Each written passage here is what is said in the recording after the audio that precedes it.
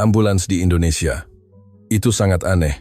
Kalimat itu diucapkan oleh Madeleine Thompson, seorang perawat asal Amerika Serikat.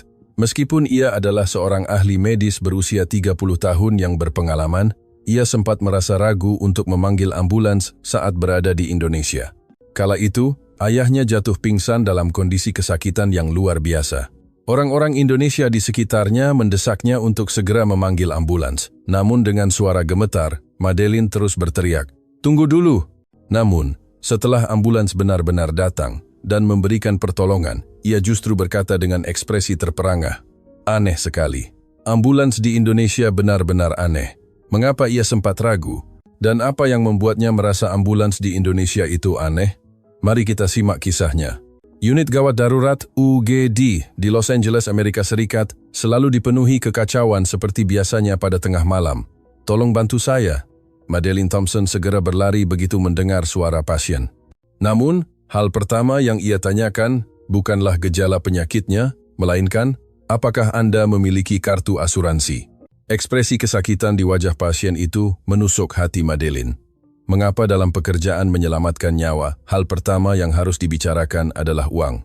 Meski sudah berusia 30 tahun, ia tetap tidak bisa terbiasa dengan kontradiksi ini. Suatu hari, setelah pulang kerja, Madeleine menerima telepon dari ayahnya. "Madeleine, sebenarnya ayah akan pensiun bulan depan." Robert Thompson, ayahnya yang berusia 65 tahun, telah bekerja sebagai insinyur di perusahaan kereta api selama 40 tahun. "Selamat ayah, ayah sudah bekerja keras selama ini," jawab Madeleine. Setelah menutup telepon, sebuah ide muncul di benak Madeleine. Sejak muda, ayahnya selalu membicarakan tentang proyek kereta cepat di Indonesia, Wush. Ayahnya selalu berkata ingin melihatnya langsung suatu hari nanti. Madeleine ingin mewujudkan impian ayahnya tersebut. Ia memeriksa buku tabungannya. Ini adalah uang yang ia tabung sedikit demi sedikit selama 8 tahun. Dengan uang ini, ia bisa membawa ayahnya berwisata ke Indonesia. Akhir pekan berikutnya, Madeleine mengunjungi rumah ayahnya. "Ayah, maukah pergi ke Indonesia untuk merayakan masa pensiun?" "Indonesia? Benarkah? Bukankah ayah selalu bilang ingin mencoba kereta cepat Wush?" Ayahnya terdiam sejenak, lalu mengangguk perlahan. "Madeleine, terima kasih. Ini adalah impian seumur hidupku." Namun, ada satu hal yang dikhawatirkan Madeleine. 3 tahun lalu, ayahnya menjalani operasi pemasangan ring jantung dan terkadang mengalami aritmia, detak jantung tidak teratur. Ayahnya harus rutin kontrol ke spesialis jantung setiap bulan. "Ayah, jangan memaksakan diri ya. Kalau merasa tidak enak badan, segera katakan padaku. Jangan khawatir. Kudengar layanan medis di Indonesia sekarang sudah sangat berkembang," kata ayahnya, yang sedikit menenangkan hati Madeleine. Sebulan kemudian, mereka mendarat di Bandara Internasional Soekarno-Hatta. Saat berjalan di terminal, ayahnya beberapa kali berhenti. "Luar biasa, Madeleine. Lantainya sangat mengkilap. Lantainya memang disapu dan dipel hingga seperti cermin. Bahkan tidak terlihat sebutir sampah pun. Ini jauh berbeda dengan bandara di Los Angeles." Setelah melewati pemeriksaan imigrasi, petugas bahkan menyapa mereka dengan ramah, "Selamat datang di Indonesia." Meski bahasa Inggrisnya terbata-bata, senyum hangat itu sampai ke hati mereka. Setibanya di stasiun Halim, kegembiraan ayahnya semakin memuncak. "Lihat Madeleine, itu dia kereta cepatnya." Rangkaian kereta berwarna putih dengan aksen merah dan abu-abu yang bersandar di peron membuat mata ayahnya berbinar seperti anak kecil. "Kita belum akan naik sekarang. Hari ini kita keliling Jakarta dulu." Mereka memutuskan naik MRT menuju kawasan kota tua. Namun, di depan peta rute yang kompleks, mereka tersesat.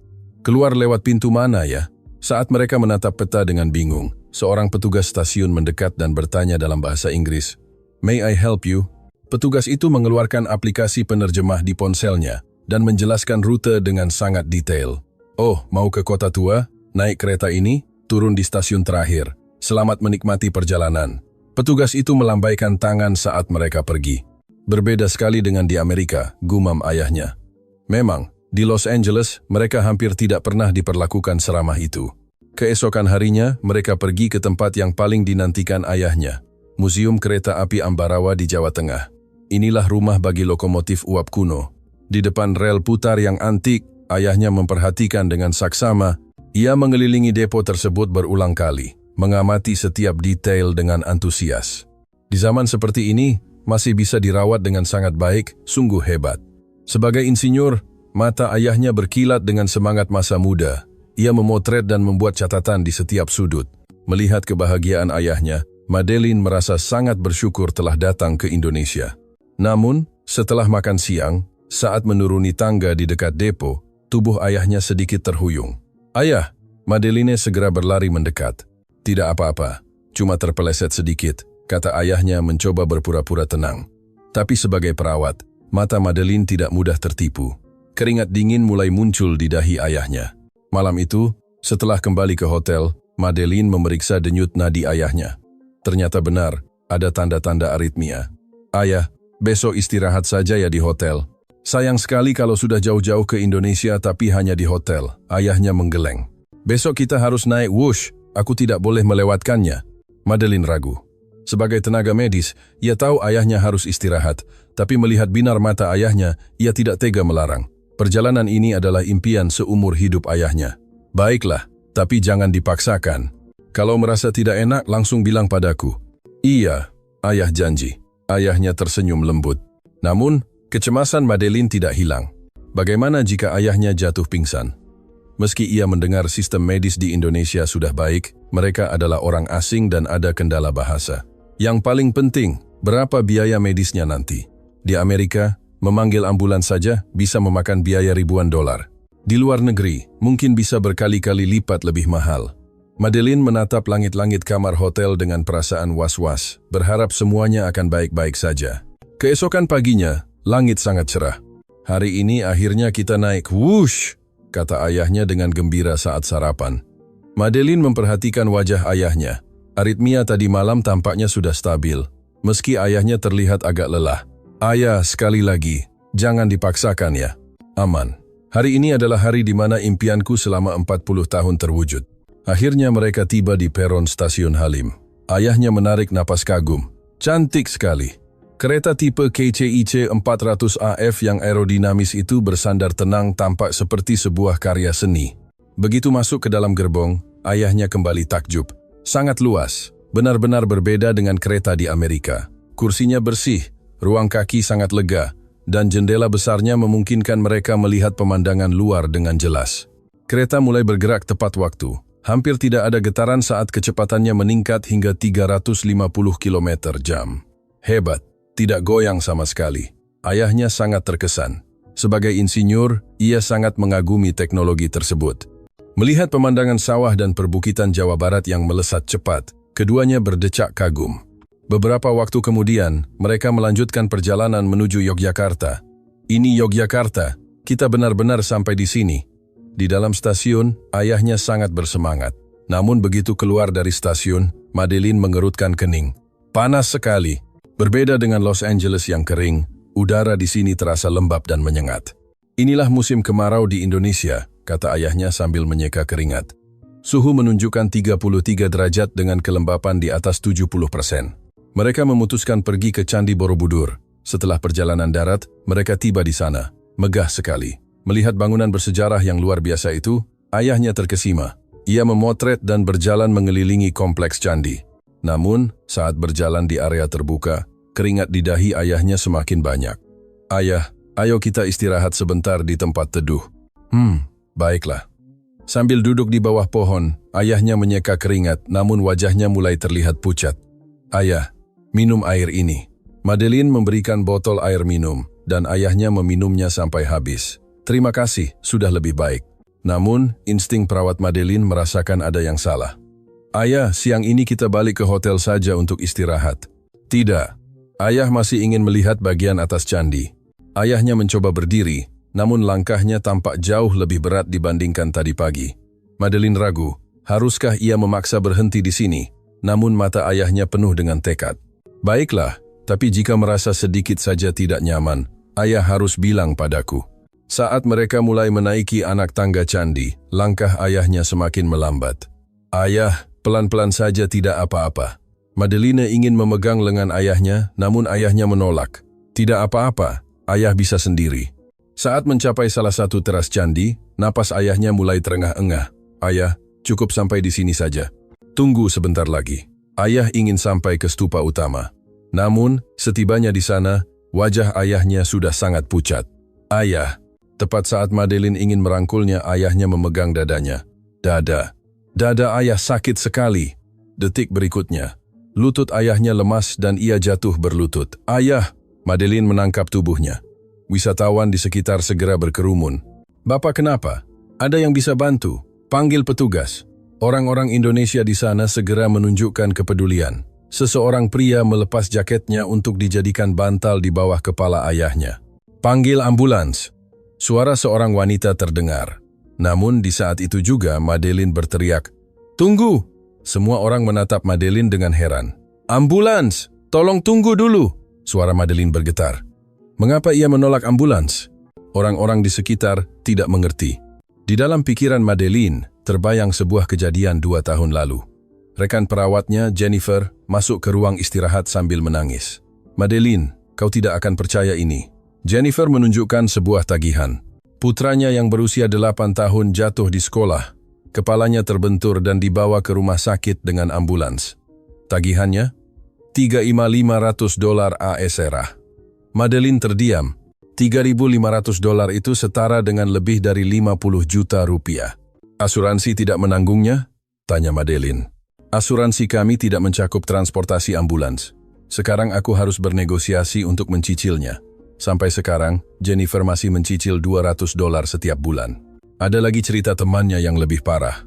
Suaminya terkena serangan jantung dan dibawa ambulans. Total tagihannya mencapai $150.000 termasuk biaya transportasi dan perawatan. Karena melebihi batas plafon asuransi, ia harus membayar sisanya sendiri hingga akhirnya harus menyatakan bangkrut. Artinya, di Amerika, memanggil ambulans berarti siap menanggung hutang besar. Dan sekarang, mereka ada di luar negeri. Berapa biaya ambulans untuk warga asing? $10.000, mungkin lebih. Tangan Madeline gemetar. Tabungannya hampir habis untuk perjalanan ini, dan limit kartu kreditnya tidak sebanyak itu. Meski punya asuransi perjalanan, ia tidak yakin apakah itu menanggung penuh biaya ambulans. Bagaimana jika ia ditagih puluhan ribu dolar? Madeline mengeluarkan ponsel dengan tangan gemetar, tapi jarinya terlalu kaku untuk menyentuh layar. Orang-orang Indonesia di sekitarnya menatapnya dengan cemas. "Mbak tidak apa-apa?" Ayah Mbak terlihat sangat kesakitan. Namun Madeline menggeleng. "Tolong panggilkan taksi saja. Saya mau naik taksi ke rumah sakit terdekat." Suasana seketika hening. Orang-orang tidak memahami keputusannya. Mengapa dalam kondisi darurat seperti ini ia meminta taksi? Mengapa menolak ambulans? Seorang pria paruh baya bertanya dengan khawatir. "Mbak, ayah Mbak butuh penanganan medis segera. Ambulans jauh lebih aman daripada taksi." Tapi... Air mata Madeline tumpah. Nyawa ayahnya atau kebangkrutan ekonomi? Sebagai perawat, jawabannya seharusnya jelas. Nyawa yang utama. Ia sering mengatakan itu pada pasiennya. Namun saat ia sendiri yang mengalaminya, kata-kata itu sulit diucapkan karena di Amerika, menerima pengobatan bisa berarti menghancurkan hidup. Madeline menggenggam erat tangan ayahnya. Ayahnya kesulitan bernapas namun masih sadar. "Ayah, maafkan aku." Suaranya gemetar. Di saat itulah, seorang pria tua berusia sekitar 70-an mendekat. Ekspresinya sangat tenang. "Mbah, tolong tenang dan dengarkan saya," kata pria itu dalam bahasa Inggris yang terbata-bata namun sopan. "Ambulans di Indonesia, untuk keadaan darurat seperti ini lewat layanan 119, itu gratis." Madeline mendongak. "Gratis? Mana mungkin? Benar-benar tidak perlu bayar sepeser pun?" Tatapan pria itu sangat tulus. "Tapi kami orang asing. Kami tidak punya BPJS asuransi nasional," kata Madeline masih ragu. Tidak masalah kewarganegaraannya. Di Indonesia, dalam kondisi darurat, menyelamatkan nyawa adalah prioritas. Anda tidak perlu memikirkan biaya ambulansnya sekarang. Pria itu menatap mata Madeline dan berkata, "Menolong nyawa tidak butuh syarat." Kalimat itu membuat air mata Madeline semakin deras. Menolong nyawa tidak butuh syarat. Meski sudah bertahun-tahun menjadi perawat, ini pertama kalinya ia mendengar kalimat itu dengan begitu nyata. "Saya dulu petugas ambulans selama 35 tahun. Kami sudah membawa banyak nyawa." Pria itu tersenyum lembut. "Banyak juga orang asing. Awalnya mereka semua khawatir soal uang. Tapi di sini, jangan khawatirkan itu." Orang-orang di sekitar juga mengangguk. "Nyawa bapak Mbak paling penting. Soal uang jangan dipusingkan sekarang." Madeline tidak bisa berkata apa-apa. Ia hanya bisa menangis. Selama 8 tahun di Amerika, Hal pertama yang ia tanyakan pada pasien adalah asuransi. Ia pikir itu normal. Namun sekarang pria ini mengatakan menolong tidak butuh syarat. Baiklah, saya mohon bantuan kalian. Madeline akhirnya mengangguk. Orang-orang segera bergerak. Seorang wanita menelepon 119. Halo ambulans, di Candi Borobudur, ada warga asing laki-laki pingsan karena nyeri dada. Kesadaran masih ada, napas sudah dicek. Tolong segera ya. Setelah menutup telepon, wanita itu berkata pada Madeline, sekitar 5 menit lagi sampai. 5 menit? Madeline terkejut. Di Amerika, setidaknya harus menunggu 20 menit, bahkan di pusat kota pun bisa lebih dari 15 menit. Mbak, ini buat kompres dahi bapaknya. Seorang wanita memberikan botol air mineral dingin. Madeline menempelkan botol itu di dahi ayahnya, dan ekspresi ayahnya sedikit lebih rileks. Pria lain mengipasi ayahnya dengan kipas tangan. Tidak apa-apa, ambulans sebentar lagi datang. Seorang wanita lain memberikan handuk dari tasnya. Orang-orang yang sama sekali tidak mereka kenal, satu persatu mengulurkan tangan. Meski ada kendala bahasa, mereka bekerja sama dengan sangat alami. Madeline terus mengucapkan terima kasih. Ayah, bertahan ya, ambulans segera datang. Mendengar suara-suara itu, ayahnya mengangguk lemah. Petugas candi juga datang. Kami akan mengarahkan ambulansnya, tolong tunggu sebentar. Madeline menggenggam tangan ayahnya. Ayah, tidak apa-apa kan? Ayahnya tersenyum lemah dan berbisik. Madeline, bisa datang ke Indonesia benar-benar hal yang baik. Kalimat itu menyentuh hati Madeline. Ia melihat ke sekeliling. Ada lebih dari 10 orang Indonesia yang menatap mereka dengan cemas. Mereka menghentikan kegiatan wisata mereka demi membantu orang asing yang tidak dikenal. Ini pemandangan yang sulit dibayangkan di kota besar di Amerika, di mana orang sering acuh tak acuh karena tidak ingin terlibat masalah atau risiko tuntutan hukum. Tapi di sini berbeda. Semua orang membantu secara alami. Sekitar 4 menit kemudian, suara sirine ambulans terdengar mendekat. Madeline refleks melihat jam tangannya. Belum sampai 5 menit sejak telepon tadi. Cepat sekali. Gumamnya tidak percaya. Ambulans tiba di dekat pintu masuk candi. 3 petugas ambulans membawa tandu dan berlari mendekat. Gerakan mereka sangat sigap. Saya cek kondisi bapaknya ya. Mereka dengan cepat memeriksa tekanan darah, denyut nadi, suhu, dan tingkat kesadaran menggunakan peralatan profesional. Ada riwayat penyakit jantung? Iya, 3 tahun lalu pasang ring, jawab Madeline. Petugas itu mencatat dengan cepat. Tekanan darah agak tinggi, kemungkinan aritmia. Suara tenang petugas itu membuat Madeline merasa sangat aman. Ayahnya diangkat ke tandu. Mbak, silakan ikut naik ke ambulans. Saya boleh ikut juga? Tentu saja boleh. Di Amerika, keluarga seringkali tidak diperbolehkan ikut di dalam ambulans. Tapi di sini, hal itu sangat wajar. Saat berjalan menuju ambulans, Madeline menoleh ke belakang. Orang-orang tadi masih melihat dengan cemas. Pria tua tadi melambaikan tangan. Tidak apa-apa, ayah Mbak akan baik-baik saja. Semoga lekas sembuh. Madeline membungkuk dalam-dalam. Terima kasih banyak semuanya. Pemandangan kebaikan tanpa syarat ini tidak akan pernah ia lupakan seumur hidup. Saat pintu ambulans dibuka, Madeline terperangah. Bagian dalamnya sangat berbeda dari yang ia bayangkan. Monitor EKG, tabung oksigen, tiang infus, AED, semua alat medis tertata rapi. Rak obat-obatan juga lengkap. Ini benar-benar ambulans? Batinnya. Selama 8 tahun menjadi perawat, ia sering melihat ambulans Amerika, tapi jarang melihat yang selengkap dan sebersih ini di tingkat layanan publik. Rasanya seperti unit gawat darurat kecil yang dipindahkan ke dalam mobil. Begitu ayahnya diletakkan di tandu, petugas segera memasang monitor EKG. Petugas lain menyiapkan masker oksigen, dan petugas ketiga menyiapkan infus. Kerja sama mereka sangat sinkron. Satu orang mengukur tanda-tanda vital, satu orang menghubungi rumah sakit, dan satu lagi berkata pada Madeline, Mbak silakan duduk di sini. Di dalam ambulans bahkan disediakan kursi untuk anggota keluarga. Bisa ceritakan riwayat penyakit Bapak? Madeline menjelaskan detailnya sementara petugas memberikan informasi melalui radio ke rumah sakit. Laki-laki 65 tahun, riwayat ring jantung koroner, nyeri dada, sesak napas, kemungkinan aritmia. Estimasi tiba dalam 10 menit. Setelah menerima balasan dari rumah sakit, petugas berkata lembut pada ayahnya, Pak, sebentar lagi sampai rumah sakit ya. Semangat Pak. Ayahnya mengangguk kecil. Madeline merasakan perbedaan besar dengan di Amerika. Di sana, ambulans hanya punya peralatan dasar, namun biayanya ribuan dolar. Di sini, Peralatannya sangat lengkap, namun layanannya fokus pada keselamatan. Yang paling penting, sikap petugasnya sangat hangat, memperlakukan ayahnya seperti manusia, bukan sekadar objek medis. Ambulans mulai melaju perlahan namun pasti. Madeline melihat keluar jendela. Saat menyusuri jalanan Yogyakarta menuju pusat kota, pemandangan luar biasa terjadi. Kendaraan di depan motor, mobil, bus pariwisata, semuanya menepi ke kiri dan kanan untuk memberi jalan bagi ambulans. Semua orang memberi jalan, ucap Madeline spontan. Ambulans melaju mulus di jalur yang terbuka. Bahkan saat sampai di perempatan dengan lampu merah, kendaraan dari arah hijau pun berhenti untuk membiarkan ambulans lewat. Melihat itu, mata Madeline berkaca-kaca. Ada apa, Mbak? Tanya petugas melihat ekspresi Madeline. Di Indonesia, kalau ambulans lewat, orang-orang memang sudah terbiasa memberi jalan, kata petugas itu santai. Terbiasa. Bagi Madeline, ini bukan hal yang biasa. Di Amerika, masih banyak mobil yang tidak peduli atau bahkan nekat memotong jalan ambulans karena semua orang merasa waktu mereka sangat berharga. Tapi di sini, pejalan kaki pun berhenti di trotoar, menunggu ambulans lewat. Seorang ibu yang menggendong anak tampak menjelaskan sesuatu pada anaknya, mungkin mengajarkan untuk selalu memprioritaskan ambulans. Orang-orang ini bersedia mengorbankan waktu mereka demi nyawa seseorang yang tidak mereka kenal. Madeline menyeka air matanya.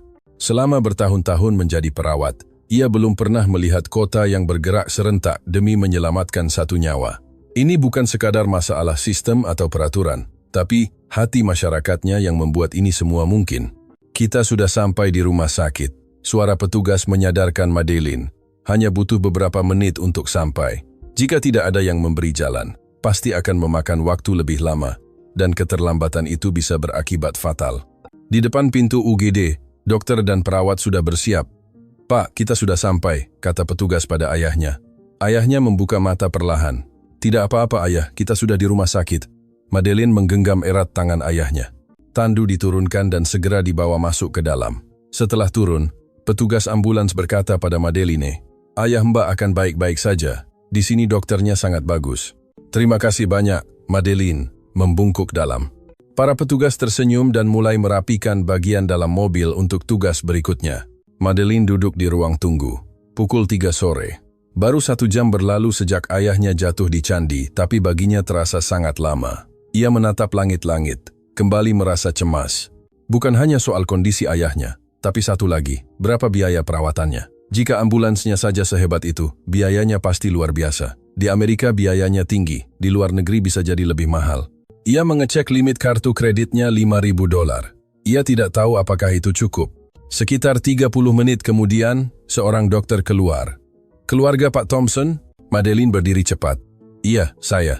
Dokter tersenyum ramah. Kondisi ayah Anda sudah stabil. Tadi itu serangan aritmia ringan karena kelelahan dan suhu panas. Ring jantungnya tidak ada masalah. Madeline menarik napas lega.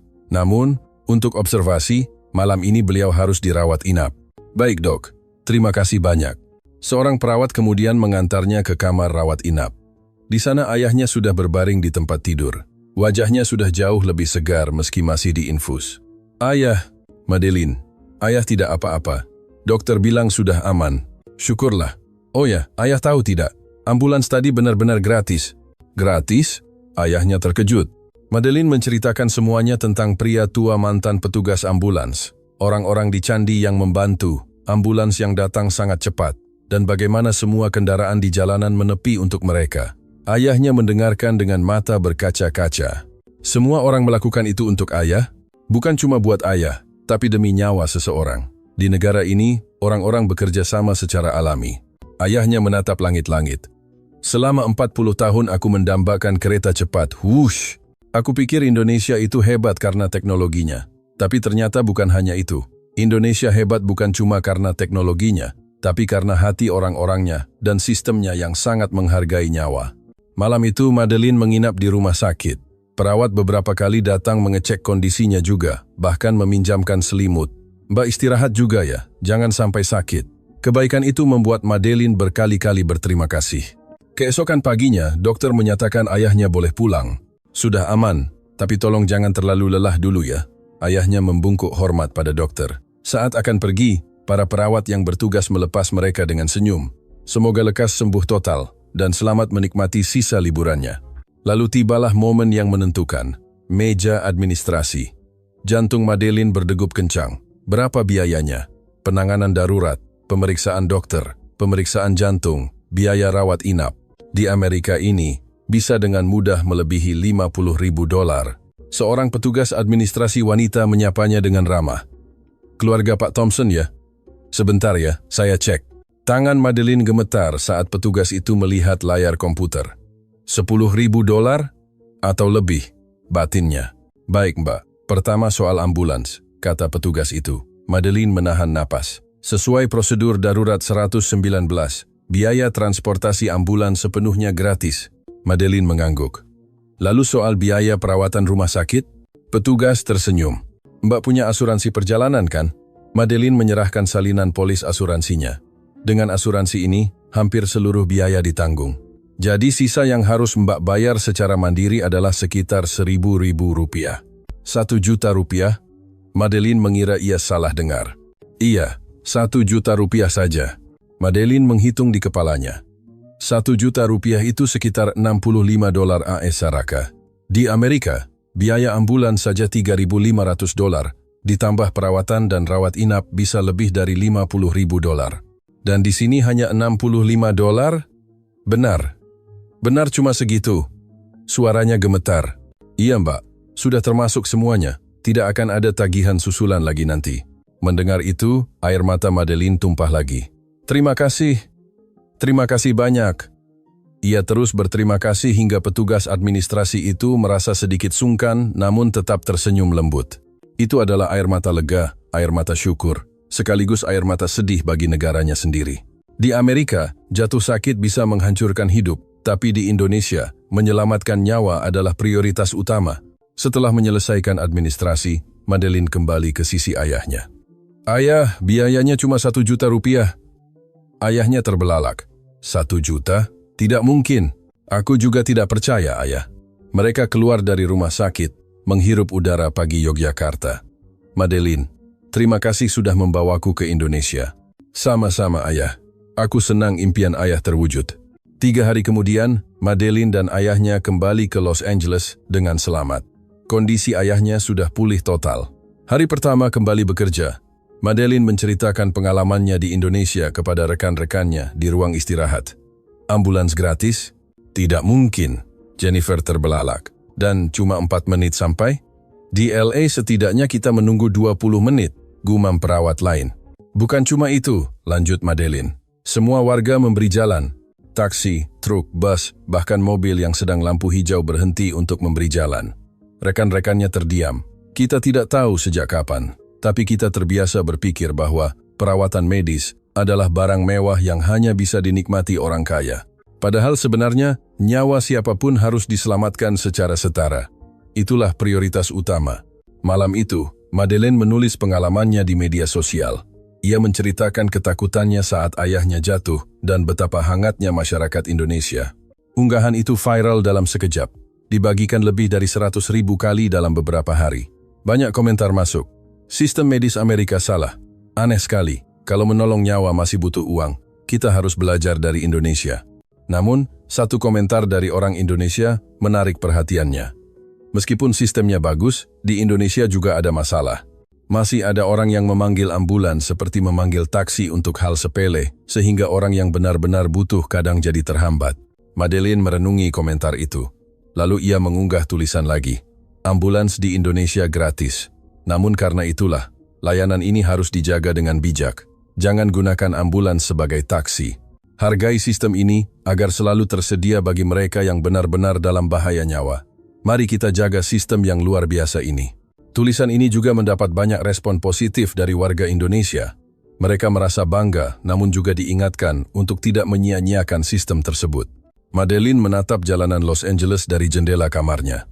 Pemandangan yang familiar, namun kini terlihat berbeda di matanya. Apa yang ia pelajari di Indonesia bukan hanya soal sistem medis, tapi tentang masyarakat yang memprioritaskan nyawa, tentang budaya gotong royong yang tidak pelit membantu orang asing, dan kesadaran untuk menjaga hal-hal yang dianggap wajar tersebut. Madeleine berjanji dalam hati untuk melakukan apa yang ia bisa sebagai perawat. Bukan menanyakan asuransi terlebih dahulu, melainkan mendengarkan keluhan pasiennya dengan tulus. Mengubah sistem memang tidak mudah, tapi sikap pribadinya bisa berubah. Ia percaya, suatu hari nanti Amerika pun bisa menjadi masyarakat yang memprioritaskan nyawa di atas segalanya, seperti yang ia rasakan di Indonesia. Ponsel Madeline bergetar, pesan dari ayahnya masuk. Madeline, ayah lagi merapikan foto liburan kita di Indonesia. Lihat foto kereta Whoosh ini, teknologinya memang hebat. Tapi yang benar-benar hebat adalah hati orang-orang di sana. Madeline tersenyum dan membalas, "Iya, ayah. Kita belajar hal yang sangat berharga di Indonesia." Bagaimana menurut Anda? Demikianlah kisah kali ini. Silakan tuliskan pendapat dan perasaan Anda di kolom komentar. Jangan lupa untuk berlangganan saluran ini dan berikan jempol Anda. Sampai jumpa di kisah selanjutnya.